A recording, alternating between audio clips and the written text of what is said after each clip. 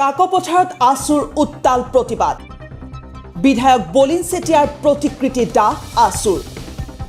বিধায়ক বলিন চেতিয়াৰ প্ৰতিকৃতি দাহেৰে কাকপথাৰত আছুৰ উত্তাল প্ৰতিবাদ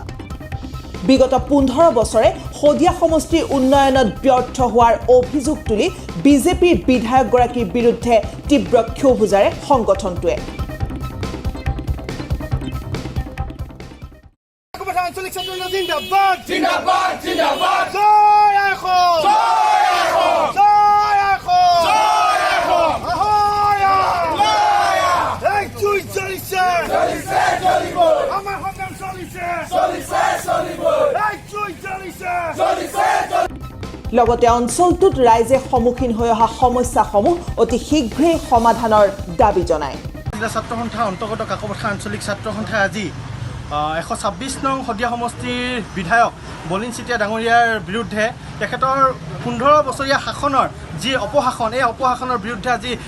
তেখেতৰ প্ৰতিমূৰ্তি দাহ কাৰ্যসূচী ৰূপায়ণ কৰে আৰু এই কাৰ্যসূচীৰ দ্বাৰা আমি ৰজাঘৰক এটা কথা সকীয়াই দিব বিচাৰিছোঁ এটা কথা স্পষ্টকৈ কৈ দিব বিচাৰিছোঁ 15টা বছৰ বলিন চেতিয়া ডাঙৰীয়াই এই হদিয়া সমষ্টিৰ বিধায়ক হিচাপে থাকি 10টা বছৰ কংগ্ৰেছৰ দিনত আৰু 5টা বছৰ বিজেপিৰ দিনত তেখেতে বিধায়ক হিচাপে থাকিও অঞ্চলটোৰ আমাৰ কাকপথাৰ অঞ্চলটো কোনো ধৰণৰ উন্নয়নমূলক কাম আমি দেখা পোৱা নাই গতিকে তেখেতক আমি স্পষ্ট এটা কথা ক'ব বিচাৰিছোঁ যে এনেধৰণৰ কোনো দিনাখন বিধানসভাত এষাৰ মাত নমতা বিধায়ক আমাক নালাগে আমাৰ সমস্যা 15 বছৰ আগত যি আছিল আজিও এই সমস্যা হৈ আছে গতিকে এনেধৰণৰ বিধায়ক আমাক নালাগে গতিকে ছাত্ৰ সন্থাৰ মুখামুখি হ'ব লাগিব ছাত্ৰ সন্থাৰ আন্দোলনৰ তেখেতে কিন্তু মুখামুখি হ'ব লাগিব অনাগত দিনত ৰাইজ আজি জাগিছে Bureau Report for Action.